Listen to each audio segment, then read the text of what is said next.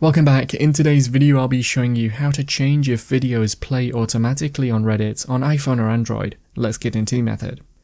Open the Reddit app first and then tap on your profile icon in the top right corner.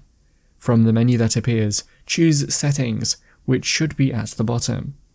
Within the Settings app, scroll down and look for the Accessibility section and then tap on Media and Animations in it. On this page, you can change the setting here to make or stop videos from playing automatically. For example, to stop this, you could change the setting from always to never. You could also change the setting for animated images if you wanted, and another setting that might be useful can be found if you go back one page. In the Advanced section, look for where it says Mute Videos by default. You might want to enable this instead of having videos not play at all.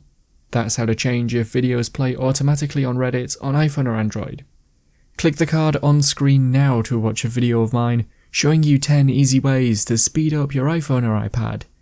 If you have any questions, then let me know in the comments below, and if you did find today's video helpful, remember to leave a like and feel free to subscribe for more tips in the future. Be sure to stick around to see some of my other videos that you might be interested in. Thanks so much for watching, and I will see you in another video.